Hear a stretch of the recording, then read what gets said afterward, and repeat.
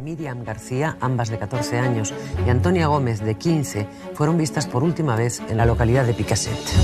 Los cadáveres de 3 jóvenes han sido hallados hace unas horas en las cercanías de Valencia. 2 detenciones. Era una persona muy fría, todos le teníamos miedo. Los policiales parecen estar estancadas. El secreto mejor guardado.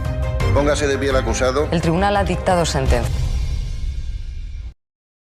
Venerdì 13 novembre 1992, in Spagna, in una città di nome Alcácer, 3 giovani adolescenti, Miriam García di 14 anni, Desiree Hernández, sempre di 14 anni, e Antonia Gómez di 15, escono insieme per recarsi a una discoteca. La discoteca si trova nella città vicina, a Picantes, ed è una discoteca molto gettonata, dove tutti i ragazzi delle scuole superiori volevano andare. Le 3 ragazze, per raggiungere la discoteca che si trovava appunto nella città vicina, decisero di fare l'autostop. Una coppia di giovani le fece salire e le lasciò in un distributore di benzina vicino a Picantes. Quindi le 3 ragazze si rimettono a fare l'autostop e salgono su un'altra auto. Una donna che si trovava lì vide le 3 ragazze salire su un'auto bianca, ma essendo buio non fu in grado di vedere bene l'auto. Da quel momento le 3 ragazze sparirono. Le famiglie delle giovani, non vedendole rientrare, andarono nel panico e denunciarono subito la scomparsa. Ma la polizia non cominciò subito le ricerche. Pensò che le 3 erano scappate e avrebbero fatto ritorno magari nel weekend. Ma lunedì 16 ancora le ragazze non avevano fatto ritorno. I banchi di scuola di Daisy, Tony e Miriam rimasero vuoti, nel disagio della paura dei compagni. Il caso delle 3 ragazze finì in TV. Decine di persone segnalarono avvistamenti in tutto il paese. I media, al solito, parlarono di tutto e di più. Si parlò di una fuga d'amore, di dipendenze, di ribellione giovanile. In più si frugarono i diari segreti e le amicizie delle ragazze. Ma il 27 gennaio 1993, 75 giorni dopo la scomparsa, 2 apicoltori notarono un fosso situato vicino alla Romana. I 2 si avvicinarono e l'orrore e la paura cominciarono a farsi sentire.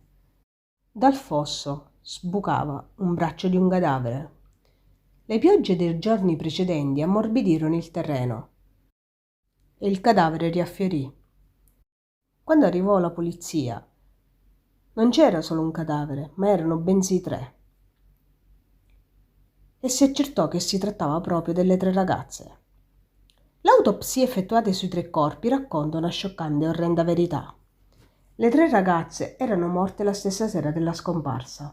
Erano state stuprate, torturate e uccise, e i loro corpi mutilati. Una delle foto di uno dei cadaveri arrivò alla stampa sollevando una polemica nazionale. La Guardia Civile spagnola trovò successivamente sulla scena del crimine un guanto e una ricetta medica del servizio sanitario, appartenente a un certo Enrique Anglès. Quando la polizia si recò presso l'abitazione di Anglès, lui non era in casa.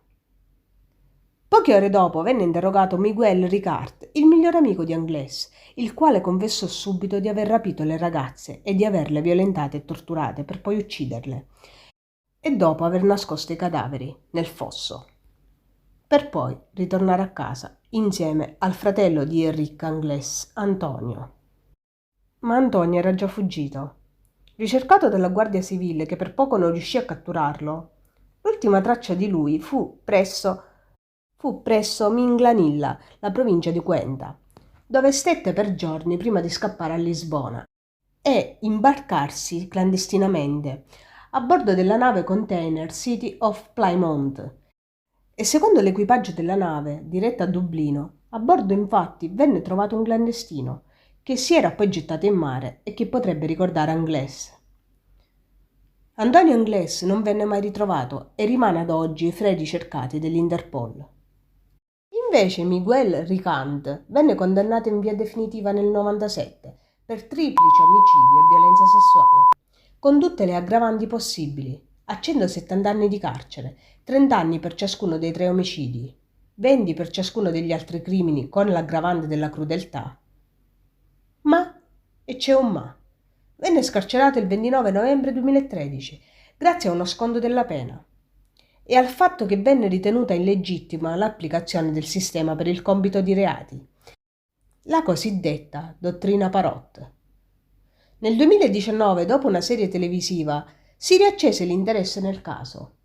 Alcuni curiosi, in visita sul luogo dove vennero seppellite le ragazze, ritrovarono alcuni frammenti ossei, che vennero poi identificati dalla polizia spagnola come resti umani.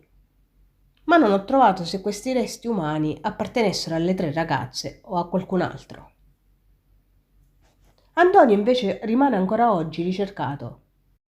Ebbene ragazzi, con questo concludo questo video. Se ti è piaciuto iscriviti e attiva la campanella per non perdere i prossimi video che caricherò.